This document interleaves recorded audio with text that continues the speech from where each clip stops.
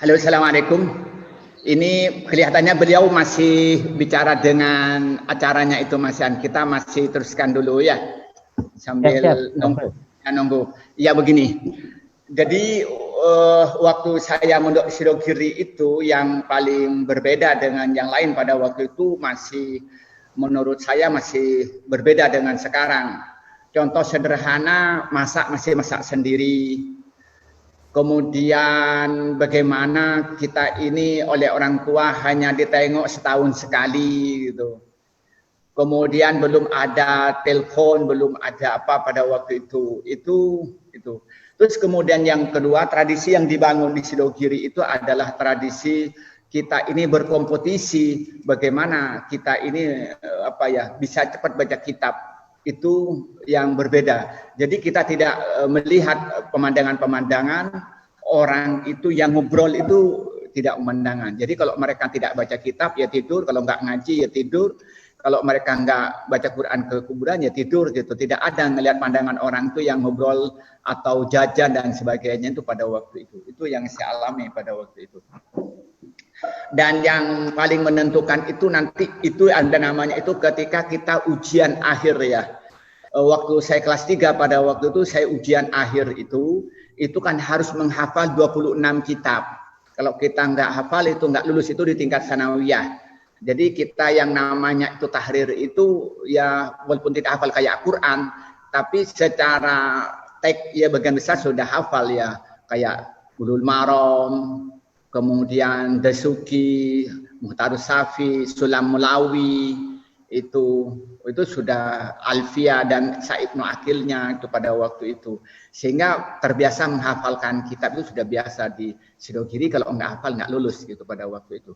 Itu pengalaman selama saya ada di Sidogiri begitu. Begitu Pak MF.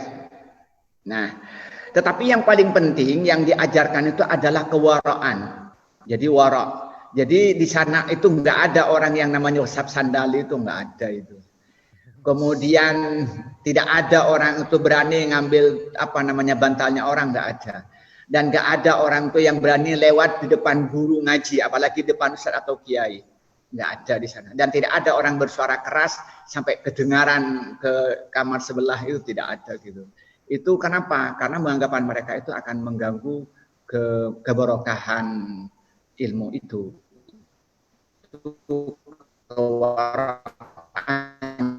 Yang di ini. Kemudian itu menghormati orang tua itu sangat tinggi itu yang terjadi itu. Itu di Sidogiri itu yang dibangun begitu. Jadi tidak ada yang berani ngomong, berani pada orang tua. Jadi ada tradisi sebelum berangkat ke pondok itu kita itu lewat di bawah kangkangannya itu udah biasa. Itu dan minum air kakinya itu sebelum berangkat pondok itu tradisi yang dibangun. Maka itu yang saya rasakan pada waktu itu ya selama di pondok. Dan tidak ada yang kayak sekarang itu makan makanan senik macam-macam, tidak ada pada waktu itu. Ya betul-betul nature lah pada waktu itu gitu. Ya, Ustaz mau nanya. Ya, siapa ini? Ini Ali. Ya persilakan Ali, sambil nunggu beliaunya ini. Itu dulu di Sidogiri pengasuhnya masih siapa Ustaz? Pengasuh pesantren? Ini yang pengasuhnya, Mas Hasani pengasuhnya, kemudian yang ngaji kitab Mas Selim. Dia ini Kiai Abdul Halim ya, panggilnya Mas Selim, itu ngaji kitabnya saya pada waktu itu. Kalau dengan Mas Nawawi pengasuh sekarang, saya itu dia masih belum pengasuh, tapi sempat ngaji pada beliau itu Ibnu Akil pada beliau.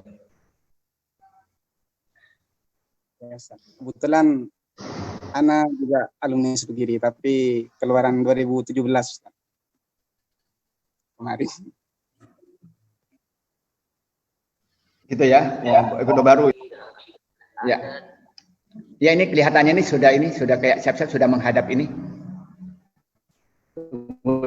Dulu ya, biar kita ganggu ya.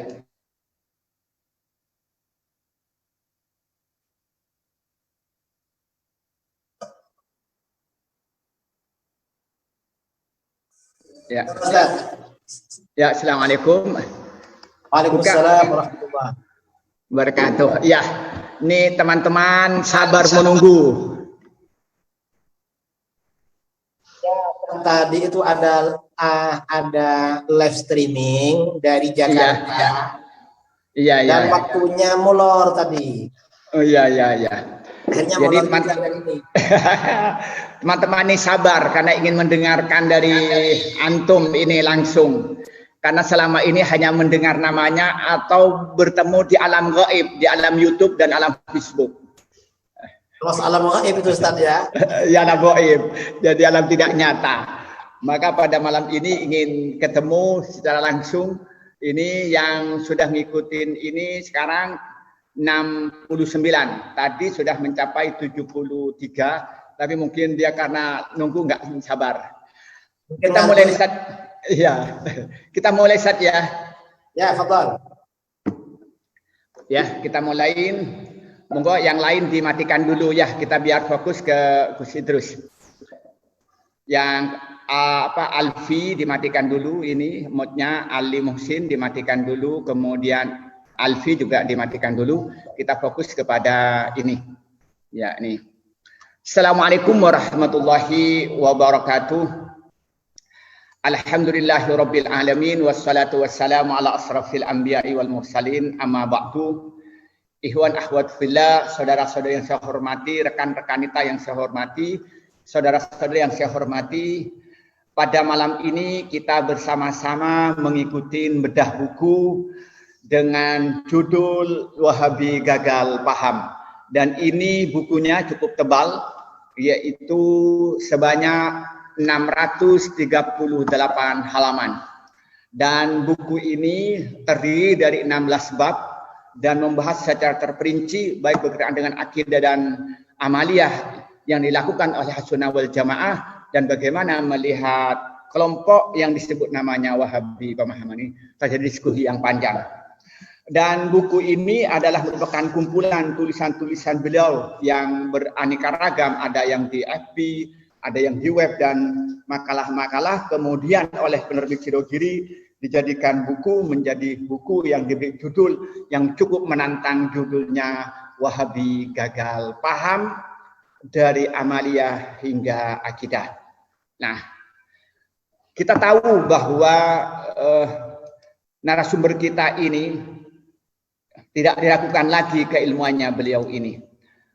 Beliau ini adalah orang yang fokus mengkaji Ahlussunnah wal Jamaah. Kita kalau melihat di belakang kitabnya ini, ngelihat aja sudah bingung, apalagi membacanya, kira-kira begitu. Dan beliau ini cukup panjang mencari ilmu ini. Menurut biodatanya itu, beliau ini lahir tanggal 1 Juli. Ini sebentar lagi ini dia ulang tahun ini ya. Tanggal 1 bulan Juli tahun 1975. Dan beliau ini menyelesaikan SD dan MI di Jember, kemudian meneruskan Sirogiri pada tahun 1986 sampai 2004. Nah, beliau ini cukup panjang melakukan perjalanan mencari ilmu, dan beliau itu fokus mengkaji tentang Ahlussunnah wal Jamaah. Dan beliau ini juga banyak menulis baik di media sosial dan juga menulis buku dan juga ceramah, bukan hanya di Indonesia, tapi di negara-negara tetangga. Dan tidak berhenti di situ. Ini adalah pendebat. Mungkin kalau dulu disebut mungkin Hujatul Islam lah, kira-kira begitulah gitu kalau dulu. Tapi kalau sekarang nggak punya gelar Hujatul Islam, mungkin tidak bisa lah, kira-kira begitulah. Jadi kalau dulu Imam Ghazali ini kalau berdebat tentang Ahlussunnah wal Jamaah kan selalu mengalahkan lawan bicaranya. Nah, mungkin beliau ini. Dan ini tidak tanggung-tanggung, dia berhadapan dengan tokoh-tokoh ya sebelah lah. Mulai dari Firanda itu sudah berhadapan, kemudian juga bahkan dengan tokoh itu sendiri, dengan Said Aqil Siraj itu sudah berhadapan, dengan Ulil Absar sudah berhadapan. Jadi la yusaku baruhu katanya orang Arab, sudah nggak bisa tertandingi. Nah, malam ini kita bahagia bisa bertemu dengan beliau langsung, mendengarkan langsung tentang buku ini, dan mungkin nanti diskusinya lebih berkembang. Dan sekali lagi kita ini mendiskusikan pemikiran, tidak kepada pergerakan. Itu lain diskusi kita. Itu yang pertama. Yang kedua, kita membicarakan tentang pemikiran, bukan individu. Jadi di sini bukan untuk ajang saling untuk menghina. Tapi pertemuan kali ini yang disampaikan nanti oleh khusus dengan buku yang membicarakan tentang bagaimana pemikiran Wahabi dan bagaimana beliau itu menjelaskan kelemahan-kelemahannya, maka di sini kita ini tidak ada saling mencaci, saling menghina. Tapi kalau ada yang dianggap pemikiran Kiai Haji Muhammad itu sini tidak cocok, persilakan dibantah. Dan saya mengharapkan juga di antara peserta ini yang siap untuk menyampaikan argumen-argumen yang setimpal menurut saya begitu. Maka lebih singkatnya kami persilahkan kepada Kiai Haji Muhammad Idrus untuk menyampaikan pikiran-pikirannya secara singkat, karena nanti saya ingin lebih banyak diskusi daripada beliau ini sehingga lebih menarik nanti disampaikan dan lebih tajam analisa-analisanya. Persilahkan Kiai. Assalamualaikum warahmatullahi wabarakatuh. Bismillahirrahmanirrahim. Alhamdulillah wassalatu wassalamu ala Rasulillah Sayyidina Muhammad ibn Abdullah wa ala alihi wa sahbihi ajma'in, amma ba'du. Saudara-saudaraku, para peserta live ya, yang bersama Al-Ustaz Dr. Kiai Haji Abdul Qadir Nafis, dan dalam rangka bedah buku Wahabi Gagal Paham jilid 1.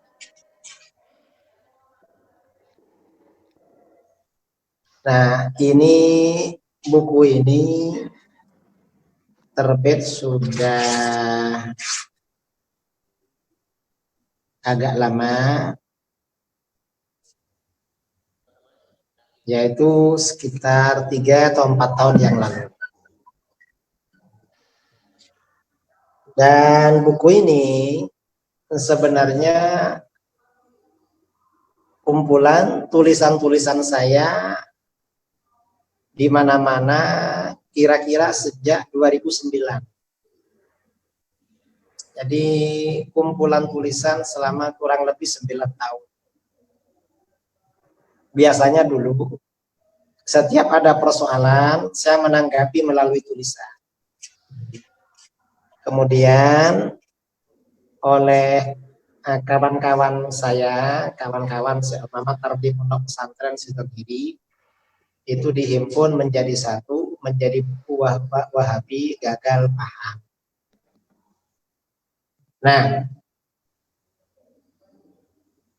mengapa saya katakan, mengapa kita ini membuat tulisan-tulisan mengkantar Wahabi? Wahabi ini kerjanya menyalahkan orang. Pokoknya apapun salah bagi mereka. Jadi cuma bener sih bi, kata orang Madura itu. Selain salah kepi, salah semua. Setelah kita teliti, setelah kita kaji, ternyata ya bukan karena mereka paham, bukan. Tapi karena mereka gagal paham. Hampir persoalan-persoalan yang mereka salahkan itu bukan karena mereka pintar, tapi karena mereka gak tahu. Karenanya kita jelaskan dalil-dalilnya di sini. Baik menyangkut masalah akidah, menyangkut masalah amaliyah, menyangkut ibadah-ibadah sehari-hari, atau menyangkut tradisi, kita jelaskan semuanya. Artinya apa? Bahwa amalan-amalan, bahwa ajaran-ajaran mulai dari akidah, amaliyah, ibadah yang diamalkan oleh umat Islam dari generasi ke generasi yang memang diajarkan oleh ulama-ulama, itu semua ada dalil-dalil. Bukan tanpa dalil. Itu yang ingin saya sampaikan pesan di dalam buku. Apapun persoalan ternyata ada dalilnya. Para ulama menyampaikan dalilnya. Kalau mereka tidak tahu, ya salah mereka, tidak belajar. Sebenarnya sudah ada dalilnya, cuma mereka tidak tahu. Karenanya ya kita jelaskan di dalam buku ini dalil-dalil Ahlus Sunnah wal Jamaah. Nah, terakhir ya, di antara rangkaian tulisan dalam buku ini. Yang terakhir yang saya tulis, yang bagian akhir, cuma di sini ya tidak dibilang kalau bagian akhir itu 2. Yang pertama tentang bacaan tahlil, zikir tahlil. Zikir tahlil itu ditentang oleh orang-orang Wahabi. Lalu kita sampaikan bahwa orang yang pertama kali membaca zikir untuk orang mati itu bukan ulama Jawa, bukan kiai Jawa, bukan kiai Madura, tapi sebenarnya adalah baginda Rasulullah SAW. Ketika ada seorang sahabat meninggal, Rasulullah SAW mensolatkan jenazahnya. Setelah pemakaman, yaitu sahabat Sa'ad bin Mu'adz, Rasulullah membaca Subhanallah dalam waktu yang lama, lalu baca Allahu Akbar dalam waktu yang lama. Satu riwayat membaca La ilaha illallah dalam waktu yang lama. Setelah para sahabat ikut baca itu, setelah selesai, para sahabat bertanya, Ya Rasulullah, lima tusabbih fatukabbir. Hai Rasulullah, kenapa engkau baca Subhanallah, baca Allahu Akbar? Apa jawaban baginda? Beliau sallallahu alaihi wasallam menjawab, "Laqad tabayyaqa ala hadzal 'abdis salih qabru." Hamba Allah yang soleh ini tadi benar-benar dijepit oleh kuburannya, kempek di kuburnya. Dijepit. Karenanya Rasulullah membacakan zikir hatta farrajahu Allah, hingga Allah melepaskannya dari jepitan atau himpitan kubur. Nah, berdasarkan hadis ini, zikir untuk orang mati itu bermanfaat. Begitu dalil ini disampaikan, Wahabi protes. Kata Wahabi, itu kan baca di kuburan. Kalau tahlil baca di rumah. Loh, kamu nggak baca. Di kuburan nggak baca, di rumah nggak baca. Kata mereka, mestinya ya baca di kuburan. Kita di kuburan baca, di rumah baca. Mengapa begitu? Karena di dalam agama, mendoakan orang mati seperti sholat jenazah. Ketika memang ada di depannya, kita sholat di situ. Tapi ketika yang meninggal berjauhan, Imam Bukhari meriwayatkan ketika An-Najasyi Raja Habash meninggal di Ethiopia, Rasulullah sholat jenazah dari Madinah. Itu namanya sholat wajib. Jadi mendoakan jarak jauh itu juga tidak apa-apa. Kadang kita mendoakan orang, di depan kita doakan. Enggak ada, kita doakan dari jauh. Itu namanya ad-du'a bi dhahril ghaib. Dan itu mustajab, dikabulkan oleh Allah. Jadi di dalam agama gak ada masalah. Mereka ini bikin masalah. Kemudian lagi, di antara catatan terakhir yang di sini adalah tentang dalil sholawat nariyah. Karena sholawat nariyah itu dikafir-kafirkan oleh Wahabi, maka di dalam buku ini kita terangkan dalil-dalil sholawat nariyah. Bahwa kalimat-kalimat yang ada di dalam sholawat nariyah itu ada dalil-dalilnya. Dan kalimat-kalimat itu merupakan gambaran keagungan Rasulullah SAW, di mana keagungan itu oleh para ulama disimpulkan dari ayat-ayat Al-Quran, hadis-hadis sahih, dan kisah-kisah di dalam sirah Nabawi. Ya, cuma ya orang Wahabi gak tahu, sedikit-sedikit bilang syirik, sedikit-sedikit bilang kafir. Karenanya dijelaskan di dalam buku ini. Karena ini bedah buku itu biasanya penulis gak perlu lama-lama berbicara. Cukup singkat, waktu saya kembalikan kepada Kiai Matur. Assalamualaikum warahmatullahi wabarakatuh. Waalaikumsalam warahmatullahi wabarakatuh. Beliau itu menjelaskan secara singkat tentang isi daripada buku ini yang secara bombastis judulnya itu betul-betul bikin orang itu penasaran untuk melihat isinya. Maka karena itu saya membuka kepada peserta untuk bertanya. Kemudian yang mau tanya ngangkat tangan dulu biar saya buka moodnya atau saya terima moodnya. Persilakan dulu pertanyaan langsung singkat ya, tidak usah bertele-tele apa yang mau ditanyakan, dan satu pertanyaan langsung ditanggapi oleh beliau. Persilakan pada Ali Fitri dulu. Silakan. Ya, Assalamualaikum warahmatullahi wabarakatuh. Ya, Ustaz, saya mau nanya, cara menanggapi sekarang kan ada Wahabi yang ekstrim, ada yang toleran. Itu bagaimana cara menanggapi kita? Ada Wahabi yang ekstrim dan yang toleran. Ya, silakan ditanggapi Ustaz. Kalau Wahabi yang ekstrim ya, jadi biasanya begini. Kalau ada Wahabi ekstrim mengeluarkan statement melalui ceramah atau tulisan, ya kita sampaikan melalui ceramah juga atau tulisan. Dan biasanya tulisan kita atau ceramah kita mereka perhatikan. Kalau mereka gak bisa jawab, biasanya gak ngomong lagi. Paling mencari-cari celah yang dijadikan alasan untuk ya mencela kita itu. Yang penting setiap ada kemungkaran dari Wahabi atau dari siapapun itu kita tanggapi. Baik mereka yang ekstrim maupun mereka yang moderat. Nah, kalau yang moderat ini malah lebih mudah. Itu biasanya Wahabi yang moderat itu biasanya sudah tidak begitu Wahabi. Cuma dia mau meninggalkan Wahabi yang mungkin masih ada ajaran-ajaran Wahabi yang sudah kuat ya, gak bisa meninggalkan. Tapi dia mau menyalahkan Ahlus Sunnah gak bisa. Mengapa? Ahlus Sunnah dalilnya kuat. Akhirnya dia ini menjadi Wahabi moderat. Ada yang begitu. Kalau yang Wahabi ekstrem itu Wahabi yang asli biasa, ekstrem gitu. Yang pakai short asli gitu. Ya.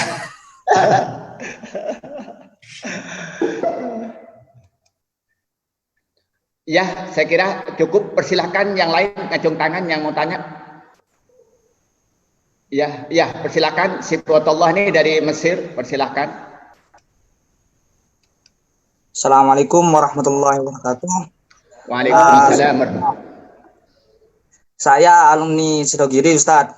Jadi dulu sebelum saya pamit ke Kiai, Kiai itu berpesan ke saya, jangan sampai jadi Wahabi, Jong. Itu dulu. Waktu itu pesannya dari Kiai. Lah untuk kami sebagai pelajar di Mesir juga kebingungan seperti apa sih sebenarnya kriteria untuk dikatakan Wahabi, sehingga membuat Kiai itu benar-benar melarang kepada kami sebagai alumni juga jangan sampai ikut Wahabi seperti itu, Ustadz. Ya, persilakan ditanggapi, Ustadz. Ya. Jadi masalah kriteria Wahabi itu ajaran intinya yang pertama itu mengikuti konsep tauhid bagi tiga. Tauhid rububiyah, tauhid uluhiyah, tauhid asma wa sifat. Ini prinsip utama ajaran Wahabi. Tauhid rububiyah uluhiyah ini, yang tauhid rububiyah dan uluhiyah itu tujuannya tujuan itu adalah untuk mensyirikkan dan mengkafirkan umat Islam yang mengamalkan wasilah. Wasilah itu artinya mengamalkan istighatsah, tawassul, tabarruk.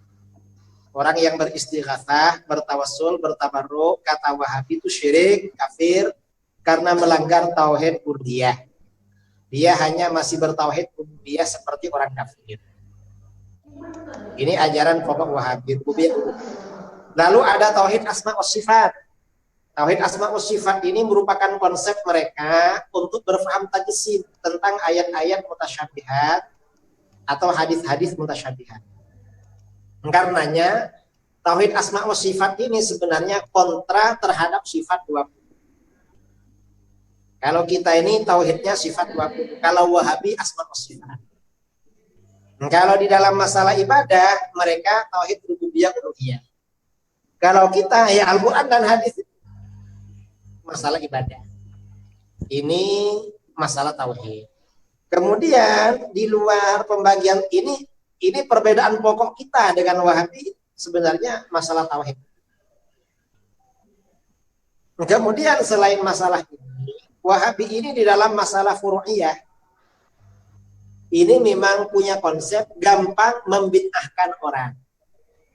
Karena gampang membid'ahkan, mereka yang membid'ahkan tahlil, membid'ahkan maulid, dan macam-macam lah.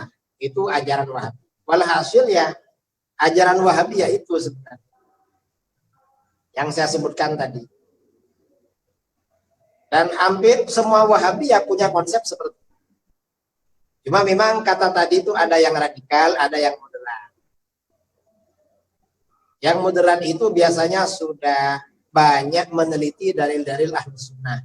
Itu biasanya agak moderat. Kalau yang radikal itu gak mau dengar biasanya. Saya rasa itu. Ya, persilakan kepada yang lain untuk ngacung tangan. Ya, persilakan Juprianto, persilakan. Singkat padat. Oke, siap. Terima kasih Gus Badut. Ada dua pertanyaan yang ingin saya tanyakan kepada Ustadz itu sendiri. Pertama, karena bukunya itu tentang Wahabi Gagal Paham, karena Ustadz Idrus juga sudah membaca beberapa literatur yang ada di referensi-referensi orang-orang pemikir Wahabi, sejak kapan gagal pahamnya ini Gus, secara historis? Itu yang pertama. Yang kedua, mungkin agak melenceng dari pembahasan buku ini. Kita tahu bahwa Ustadz Idrus ini sering berdebat kemana-mana. Yang ingin saya tanyakan, apakah rasa takutnya itu gimana? Perasaannya itu gimana ketika berdebat dengan orang-orang seperti beliau-beliau? Apakah ada ancaman atau mungkin seperti apa? Mungkin bisa diseringkan kepada kami sebagai generasi muda yang mungkin akan bisa meneruskan beberapa pemikiran-pemikiran yang mungkin gagal paham itu. Yang mungkin akan membantah beberapa pemikiran gagal paham itu. Terima kasih, cukup dua itu, Gus. Terima kasih. Ya, persilakan untuk dibantah, dijawab, persilakan. Nah, sejak kapan Wahabi itu gagal paham? Sejak lahir. Wahabi itu sejak dulu gagal paham terus. Dan sampai sekarang selalu gagal paham. Dan akan gagal paham terus. Karenanya kalau gak ingin jadi orang gagal paham, jangan ikut Wahabi. Karena pasti gagal paham. Dari dulu. Dan Wahabi ini, sesama Wahabinya bertengkar. Sesama Wahabinya saling membid'ahkan, saling menyesatkan, dan saling mengkafirkan. Jangan dikira bahwa Wahabi itu juga mengkafirkan kita. Sesama Wahabi saling mengkafirkan. Kira-kira tahun 2016 ya. Tahun 2015. Di Jakarta itu ada peristiwa bom. Di Jalan Tamrin atau di Sarinah. Setelah peristiwa itu dapat beberapa hari, ada Ustadz Wahabi nelpon saya dari Jakarta. Ya, saya mau tanya. Sebentar, saya tanya duluan. Tanya apa? Itu yang ngebom di Jakarta itu siapa? Kata kawan ini, Wahabi Kiai. Loh, sampean kok tahu? Loh iya, saya ini Wahabi juga. Jadi tahu kalau mereka. Lalu saya tanya, itu kenapa itu dibom? Itu yang dibom kan anak-anak mau berangkat sekolah, orang kerja. Kiai. Mereka ini dikafirkan. Karena sudah dianggap kafir, ya dibom. Oh gitu. Berarti mereka ini kawan kamu. Lalu kata orang ini, Kiai, saya ini sudah Wahabi. Masih dikafirkan juga sama mereka. Padahal sudah Wahabi. Lalu saya tanya pada kawan ini, lah terus kalau orang seperti saya gimana? Ya apalagi Pak Kiai, yang saya saja dikafirkan. Sesama Wahabi itu berat. Itu di Indonesia. Yang pertama. Yang kedua, pada waktu berdebat dengan Wahabi, apakah saya merasa takut dengan ancaman? Ya alhamdulillah ya biasa-biasa. Karena alhamdulillah sampai sekarang ancaman fisik gak ada. Baik dari Wahabi, dari Syiah, dari HTI yang sering kita polemik dengan mereka gak ada. Mengapa? Ya mungkin karena saya berdialog dengan mereka secara ilmiah. Jadi mereka paling enggak ya malu. Tapi kalau ngancam-ngancam mereka tidak. Mereka gak ada ancam-ancaman. Alhamdulillah gak ada. Dan sebagian dari orang-orang Wahabi itu banyak yang sadar dan kembali ke dalam Ahlus Sunnah wal Jamaah. Saya kalau safari Aswaja di daerah-daerah di Jakarta, di Riau, di mana-mana, itu yang menjadi asisten saya, yang ngantar saya kemana-mana, itu sebagian mantan salafi, mantan Wahabi. Tapi sudah sadar kembali ke dalam Ahlus Sunnah. Mengapa? Karena gerakan kita memang gerakan ilmiah. Kita pakai hujjah, pakai dalil. Dan alhamdulillah mereka mau menerima. Saya rasa itu. Iya, persilakan yang lain untuk bertanya, mengacung tangan. Ini Joharul Fatoni, ini dari Banyuwangi nih. Persilakan untuk menyampaikan pada beliau singkat padat. Nggih. Niki ya. Kan itu kan membahas masalah Wahabi gagal paham nggih. Sementara saya melihat di beberapa kan rata-rata orang Wahabi ada yang Allah Habib kan, Habib-Habib Zuriyah Nabi. Nah, setelah saya lihat ternyata di berbagai bacaan itu banyak ternyata kalau bahasa gagal paham memang benar. Ada yang mengucapkan perawi hadis itu mengucapkan Hamad Salamah itu sudah salah. Terus ada yang bahwa kedua orang tua Nabi itu ahli fitrah, padahal yang benar kan ahli fatrah. Nah itu juga. Terus ada yang wama kunna mu'adzibin, tapi orang-orang Wahabi mengatakan itu wama kunnal muhadzibin. Nah, Ya, dari situ sebenarnya terlihat. Nah, saya ingin tanya, sebenarnya kan yang kita serang kan Wahabi, yang di situ statusnya kan Habib-Habib ya. Nah, itu bagaimana kondisi kita padahal beliau kan Ahlul Bait. Begitu ya. Ya, persilakan Kiai, terus. Jadi begini, yang pertama, realitas di Indonesia. Kalau masyarakat penduduk asli Indonesia ya, orang Jawa, orang Madura, itu macam-macam. Tapi mayoritas memang Ahlus Sunnah, yang ikut Wahabi ada, yang ikut Syiah ada, HTI ada. Sama-sama ada lah. Lalu orang Arab. Orang Arab di Indonesia ini ada yang Habib, ada yang bukan Habib. Yang bukan Habib itu disebut dengan masyayikh. Kalau yang Arab masyayikh itu sebagian terpengaruh Habib. Jadi kalau yang Wahabi itu biasanya yang bukan Habib, yang masyayikh. Ya emang Arab, tapi bukan Habib. Kalau yang Habib biasanya terpengaruh Syiah. Ini kalau yang Habib. Ini kok terjadi seperti ini ya. Sekarang ini ya zaman akhir, zaman fitnah. Yang Habibnya kena, yang bukan Habibnya kena, orang Jawanya kena. Semuanya kena semua. Namanya fitnah. Yang penting bagi kita di dalam masalah ini, kita harus tahu ajaran Islam yang pertama kali berkembang di Indonesia itu apa? Atau di seluruh dunia. Yang jelas ajaran Islam yang pertama kali berkembang di mana-mana, terutama di Indonesia, itu memang Ahlus Sunnah wal Jamaah. Leluhur para Habib di Indonesia dan leluhur orang-orang Arab di Indonesia itu semuanya mazhab Syafi'i dulu. Syafi'i, Asy'ari, ya cuma yang belakangan ini anak cucu mereka sebagian terpengaruh Syiah, sebagian terpengaruh Wahabi. Mengapa ya bisa terpengaruh? Ya namanya manusia lah. Kan yang memang dijaga dari salah dan dosa itu kan Rasulullah SAW. Jadi itu. Ya kita jangan terpengaruh. Habib kalau ikut Syiah ya jangan kita ikuti. Orang Arab yang jangan kita ikuti juga. Kita tetap ikut leluhur mereka yang memang dari dulu memang Ahlus Sunnah. Dan sampai sekarang para habaib maupun orang Arab yang Ahlus Sunnah ya masih ramai. Masih lebih banyak sebenarnya yang Ahlus Sunnah. Kita agak perlu khawatir Mas. Saya kira itu. Ya, persilakan yang lain ngacung tangan yang mau bertanya. Silakan. Ya, persilakan. Sabrina, persilakan. Sabrina Dirfa, persilakan. Dibuka mic-nya. Dibuka mic-nya.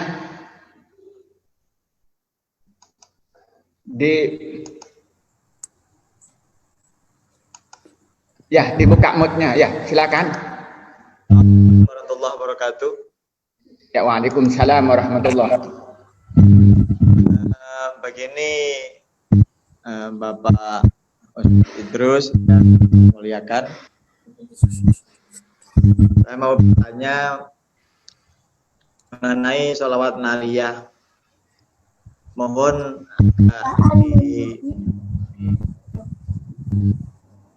kita berjumpa itu tetangganya Bapak Idrus itu, yaitu di sebelah baratnya Bapak Idrus, timurnya Bapak Idrus itu saling mengatakan itu adalah amalan-amalan syirik. Terima kasih. Assalamualaikum warahmatullahi wabarakatuh. Ya, persilakan Kiai langsung dijelaskan tentang salawat nariyah yang isinya mengandung syirik katanya. Bagaimana argumen-argumen yang bisa dibangun? Sholawat nariyah itu isinya mengandung keimanan dan cinta kepada baginda Rasulullah SAW. Kalau ada yang mengatakan mengandung syirik, itu berarti gak ngerti. Gak ada di dalam salawat nariyah itu kalimat syirik, gak ada. Gak ada. Itu keimanan. Dan insya Allah ya, kalau baca buku ini, dalil-dalil sholawat nariyah, nanti jadi paham itu. Bahwa itu memang dalilnya kuat sekali. Nah, sholawat nariyah, misalnya yang pertama, allazi tanhallu bihil uqad. Ini contoh ya, gak saya terangkan semua. Segala ikatan bisa lepas sebab Nabi SAW. Nabi SAW menjadi penyebab terlepasnya ikatan. Yang dimaksud terlepasnya ikatan ini artinya apa? Ini maksudnya orang yang gagap berbicara bisa sembuh dari gagap. Kata orang Madura, lokla, tak lancar kalau bicara. Mengapa? Di dalam kitab-kitab hadis itu diriwayatkan ada sebagian sahabat kalau berbicara itu gagap, gak lancar. Lalu oleh Rasulullah mulutnya diludahi, begitu diludahi langsung lancar berbicara. Berarti kalau begitu Rasulullah itu menjadi penyebab orang hilang gagap berbicara. Ini yang dimaksud tanhallu bihil. Itu ada riwayatnya di dalam kitab-kitab hadis. Ini contoh, jadi gak syirik.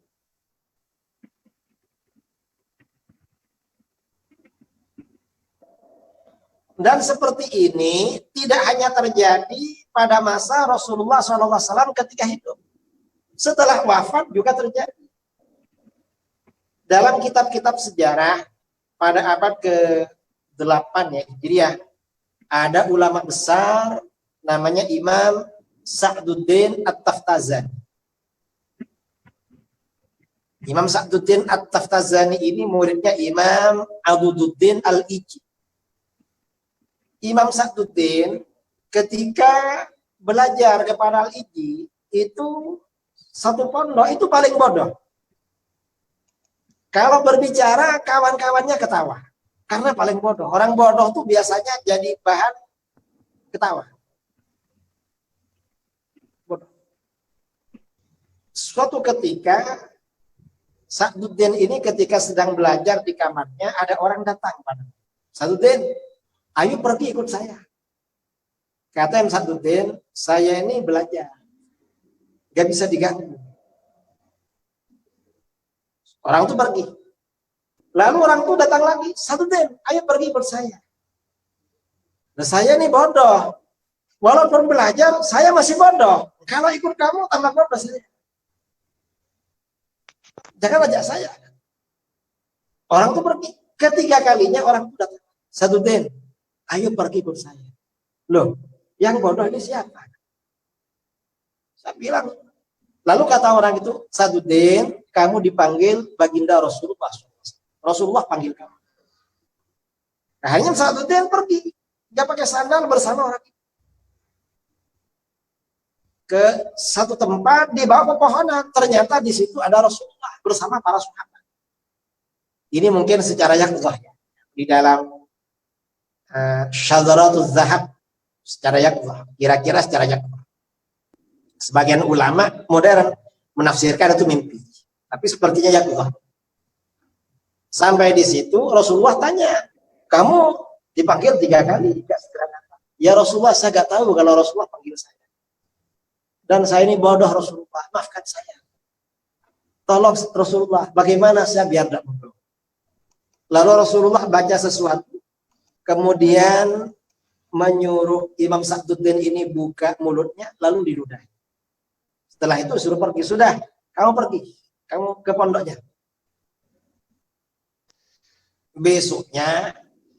Esok harinya ketika Imam Al-Ijini mau ngajar, Imam Al-Ijini sebelum memulai pelajaran baru, biasanya murid yang cerdas-cerdas, yang pandai-pandai, disuruh mengulangi pelajaran kemarin. Itu disebut dengan mu'id. Biasanya di mana ya? Di sejarah ulama-ulama dulu itu, ulama itu biasanya punya murid yang bertugas sebagai mu'id. Mengulangi pelajaran gurunya yang kemarin. Yang Sa'duddin ini angkat tangan, guru, gimana kalau saya yang menjelaskan pelajaran kemarin?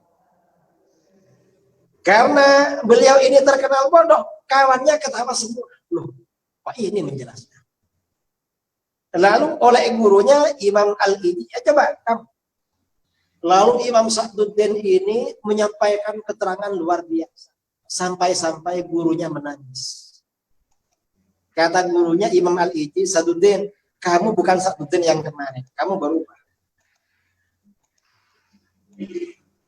Ini berarti, ini artinya apa? Dari kisah ini, berarti seseorang yang asalnya gak bisa apa-apa, gak lancar ngomong, gak punya ilmu, langsung jadi orang alim, pandai mengajar. Ini namanya alladzi tanhallu bihil uqad. Kisah ini diriwayatkan oleh Imam Ibnul Imad Al-Hambali dalam kitabnya, seorang ulama Hanabilah ya, pada abad ke-10-11, dalam kitabnya Syadaratuz Zahab fi akhbari man zahab. Dalam buku ini ya banyak kisah-kisah seperti itu. Riwayat-riwayat hadis, sejarah seperti itu banyak. Silahkan baca dalam buku saya. Ini salah satu contoh ya. Salah satu contoh. Ya, terima kasih sudah jelas ini ya tentang selawat nariyah. Oke, yang lain yang mau bertanya ngacung tangan, persilahkan. Silakan yang mau tanya, ya persilahkan. MF Hidayatullah, persilakan untuk bertanya. Terima kasih Gus Wadud. Assalamualaikum Cik Idrus. Mau tanya singkat saja. Gus Idrus itu kan kesibukannya demikian banyak lah. Gus Idrus kesibukannya demikian penuh ya. Tapi masih saya melihat Gus Idrus masih produktif menulis, terus juga hafalannya sangat kuat. Itu rahasianya apa Gus? Bisa hafalannya kuat, yang kedua masih produktif menulis. Dan waktu-waktu kapan? Gak berani kawin lagi ya rahasianya. Oh itu. Nah, ini terima kasih itu aja Gus. Terima kasih. Assalamualaikum. Padahal perasaan saya ini malah tidak produktif. Kok orang bilang produktif? Ya pokoknya saya ini ada kesempatan biasanya menulis. Kadang tulisan itu ditulis di HP, nanti dipindah. Kadang kemana-mana bawa laptop. Kadang-kadang tulisan itu dikoreksi di luar kota, kadang di pesawat, kadang di mobil, mengoreksi. Ya di mana-mana lah. Saya kira produktivitas seseorang itu tergantung orangnya masing-masing. Ada orang produktif beribadah, walaupun naik mobil, naik mana, baca sholawat, baca dalail, ada yang begitu. Ada yang produktif baca Quran. Saya ini termasuk yang tidak produktif sama sekali. Ya bisa menulis seperti itu, ya alhamdulillah. Saya kira masih produktif. Mungkin Dr. Kiai Wadud lebih produktif. Mengerikan. Ya, ini persilakan untuk Syauki. Ya, persilakan ini Syauki ini untuk yang kedua bertanya. belum, Gus. Yang kedua. Oh, belum ya, persilakan dulu dijawab yang kedua dulu. Hafalannya kuat tadi, Gus. Hafalannya kuat katanya.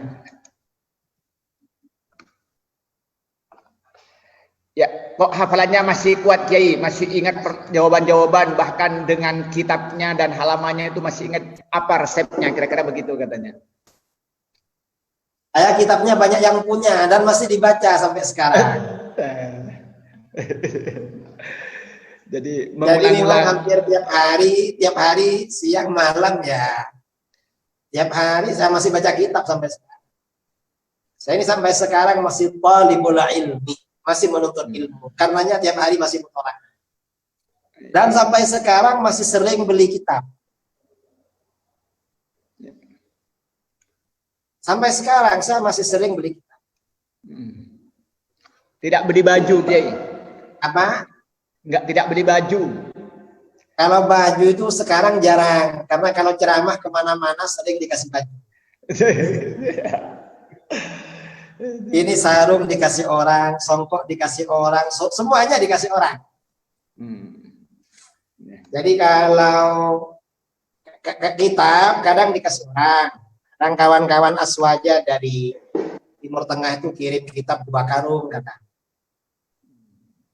Kadang ya dari kawan dari Malaysia ngasih 1 kardus, dari Jakarta kadang beli juga.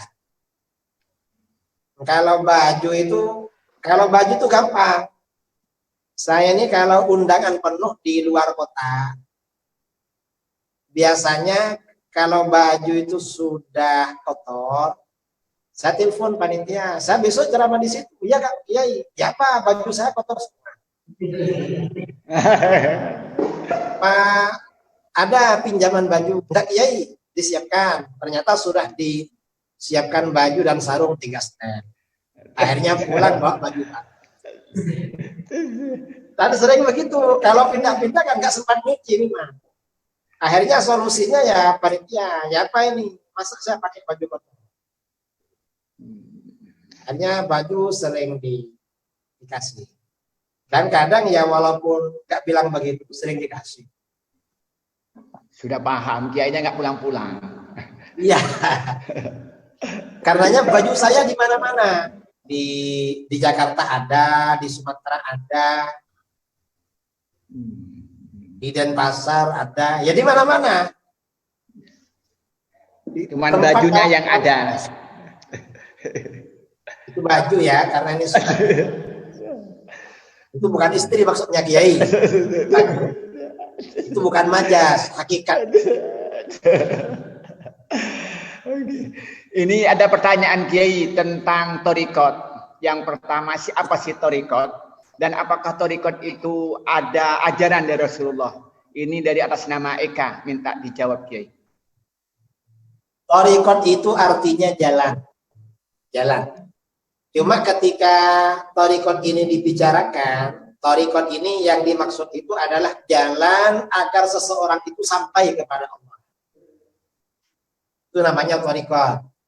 Dan itu menjadi bahasan ilmu tasawuf. Apakah torikot itu ada dasarnya? Ya ada dasarnya. Dari mana? Ya dari Rasulullah SAW. Torikot.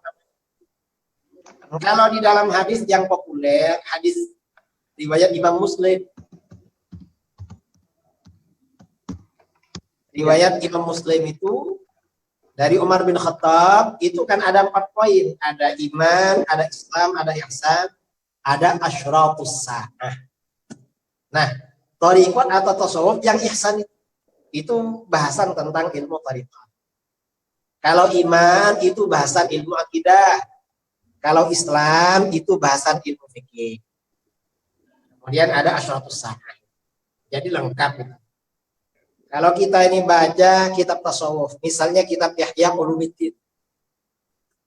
Semua persoalan tasawuf itu dalilnya Al-Quran hadis. Al-Quran hadis dalilnya. Kalau nggak percaya, insya Allah Kiai Wadud tahu ini. Karena Kiai Wadud itu senior saya di Stokiri. Pasti sudah ngaji kitab Ihya Ulumuddin. Siap. Jadi kalau ada orang bilang thariqat tasawuf nggak ada dalilnya, ya nggak pernah ngaji berarti. Dalilnya Al-Quran hadis semua. Semua ajaran Islam itu muaranya kepada Al-Quran hadis. Oleh para ulama dikaji, diperdalam, kemudian diuraikan, dituangkan di dalam kitab-kitab. Alkitab diajarkan kepada generasi. Saya rasa itu. Ya, terima kasih. Persilakan Syauki tadi ini mau bertanya, persilakan. Kelihatannya ada masalah, persilakan disampaikan walaupun tidak nampak gambarnya. Pertanyaan Silakan. terakhir ya, Kiai ya. Ya, pertanyaan. Ya, masih ada pertanyaan tertulis nanti. Ini pertanyaan yang langsung satu, nanti ada dua pertanyaan kasihan. Iya, kasihan pakai chat. Persilakan. Terima kasih Kiai. Dan saya tanya ini masa depan gerakan Wahabi di dunia khususnya di Indonesia itu seperti apa? Mengingat begini Kiai, tadi jenengan bilang bahwasanya Wahabi itu memang salah sejak lahir. Memang benar adanya lahirnya Wahabi muncul sebagai antitesis terhadap Kesultanan Utsmani itu. Ya, alhamdulillah background kami mengenai geopolitik khususnya Timur Tengah dan juga banyak membaca jurnal-jurnal Wahabi. Jadi memang citra dari awal Wahabi itu banyak cacatnya gitu loh Kiai.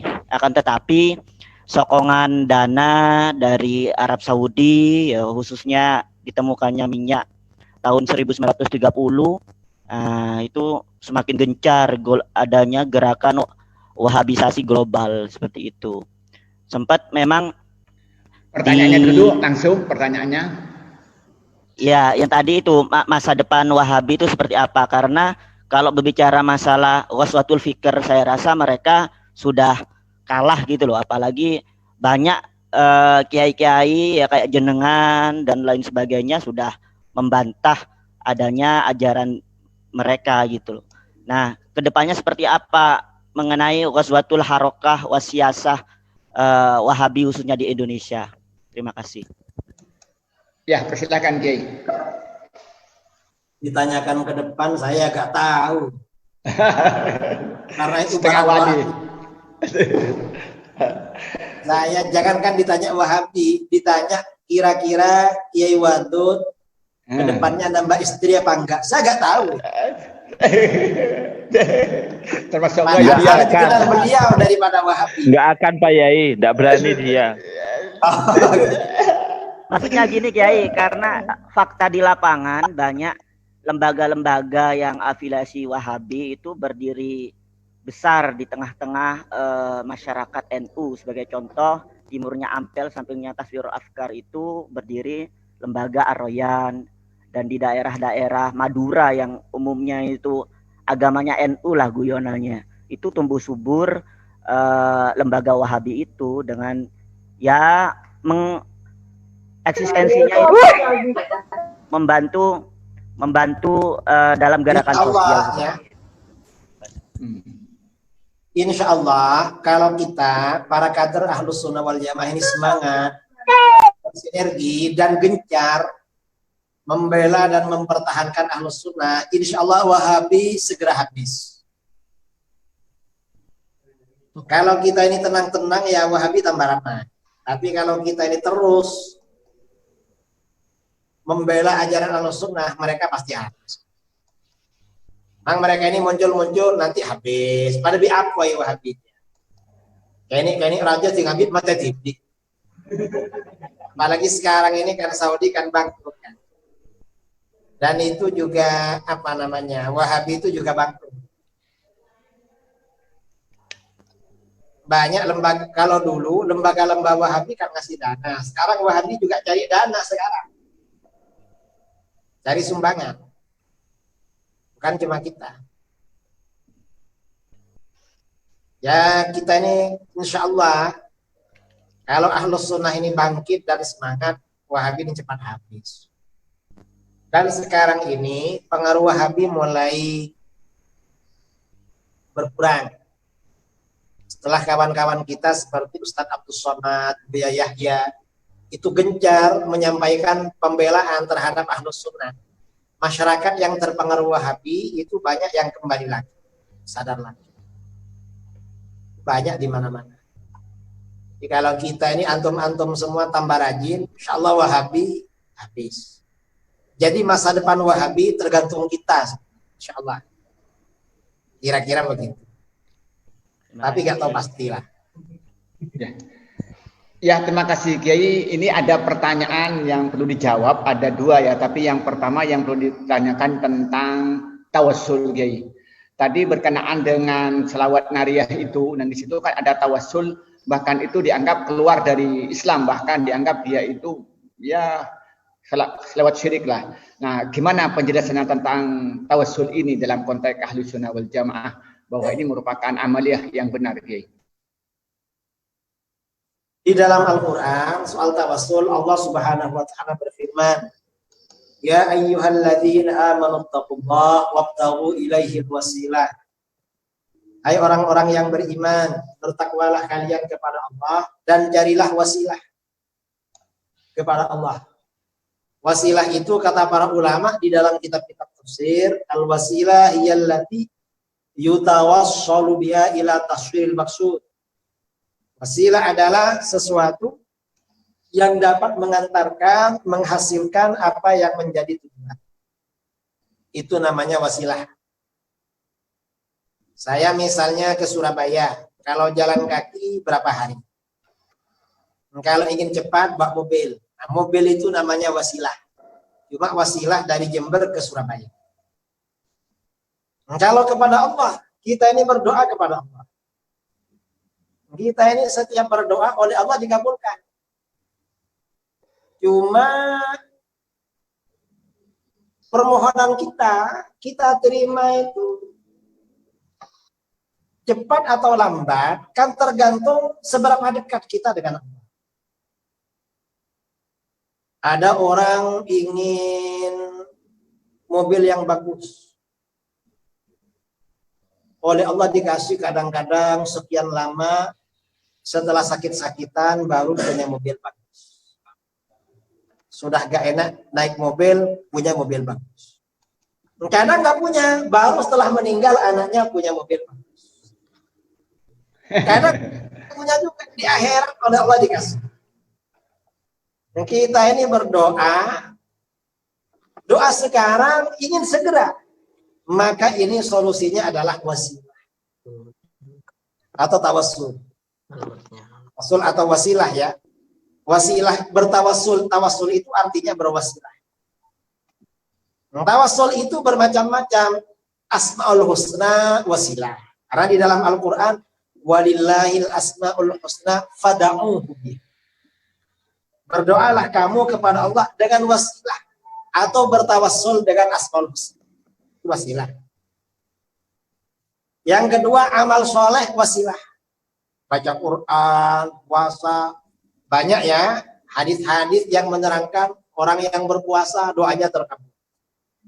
Orang yang gini terkabul. Itu namanya wasilah amal soleh. Yang kedua. Yang ketiga minta doa kepada orang soleh itu wasilah. Doa sendiri kok terasa kurang khusyuk, terasa lama. Ada orang soleh minta didoakan. Wasilah juga. Karena para sahabat dulu ih mau aku anyar sama ya. Ya aku guru dijoli 10. Tunggu.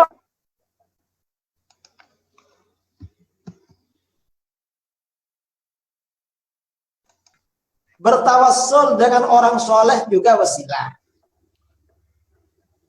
Mengapa bertawassul dengan orang soleh, baik yang masih hidup maupun sudah wafat wasilah? Mengapa? Ya, di dalam Al-Quran diterangkan tentang orang-orang Yahudi. Wakanu min qablu yastaftihuna 'alal ladzina kafaru. Falamma ja'ahum ma 'arafu kafaru bihi. Orang-orang Yahudi memohon kemenangan kepada Allah dengan wasilah Rasulullah SAW ketika melawan orang kafir. Orang Yahudi itu dulu kalau berperang dengan orang kafir, doa mereka, Allahumma ansurna 'alal kufar binabiyyikal mab'uts fi akhir zaman. Ya Allah, berikan kemenangan pada kami melawan orang kafir dengan wasilah nabimu yang diutus di akhir zaman. Kita tawassul. Setelah Rasulullah diutus, mereka gak beriman. Padahal dulu tawassul dengan beliau.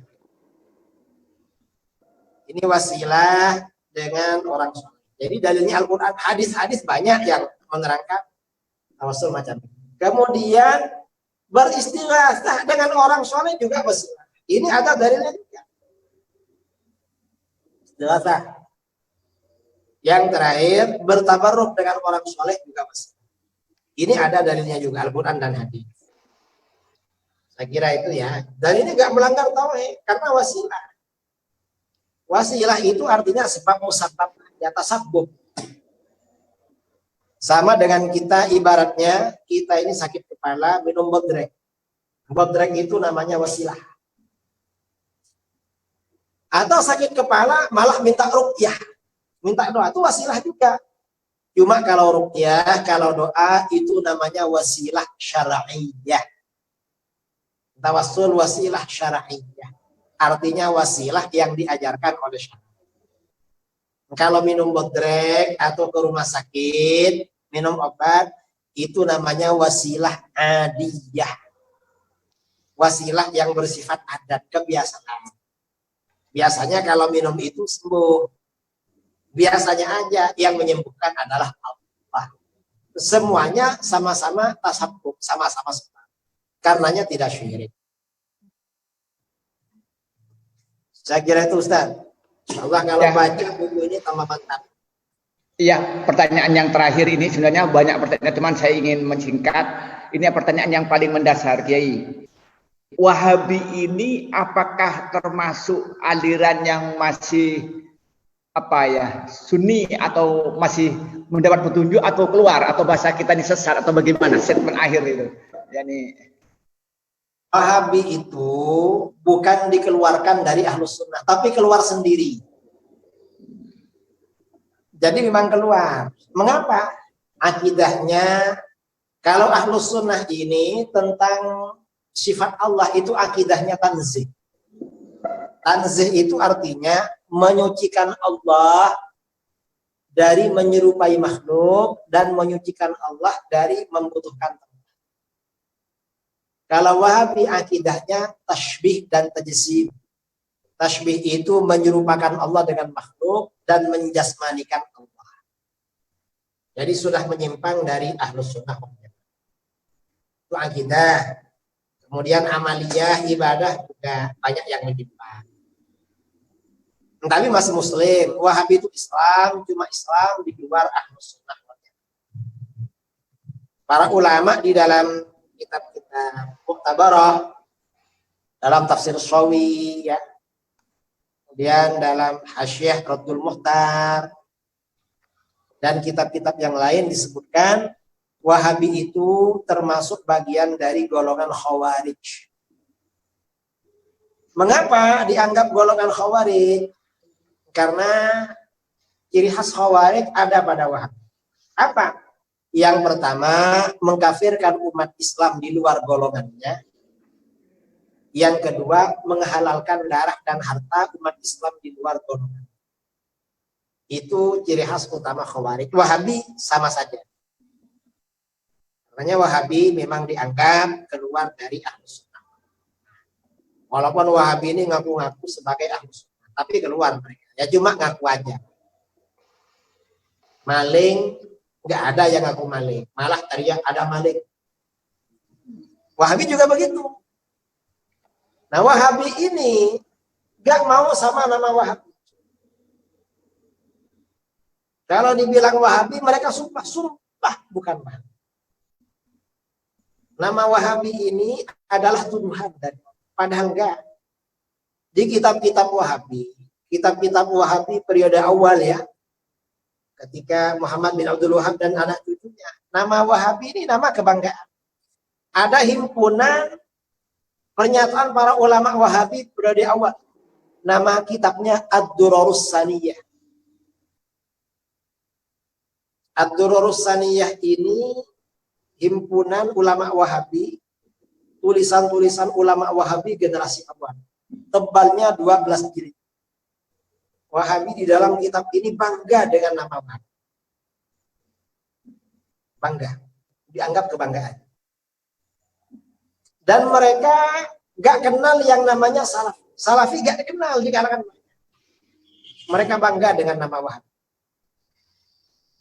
Bahkan salah seorang gurunya Syekh bin Bas, namanya Syekh Sulaiman bin Sahman An-Najdi, menulis kitab berjudul At-Tuhfatus Saniyah wal Hadiyatul Wahabiyah An-Najd. Anugerah yang luhur dan hadiah Wahabi dari Najd. Artinya apa? Nama Wahabi ini dianggap anugerah dan hadiah. Begitu bangganya mereka dengan nama Wahabi. Belakangan setelah Wahabi ini sering gaduh, sering bertengkar dengan sesama Wahabi, bunuh-membunuh. Akhirnya setelah berdirinya kerajaan Saudi Arabia, Wahabi ini citranya buruk, jelek. Setiap ada kerusuhan kata orang, Wahabi aja tokaran. Dan pada orang yang tokar kocak Wahabi, aja Wahabi aja. Akhirnya Wahabi ini malu. Tidak apa Wahabi. Karena malu ganti nama menjadi Salafi.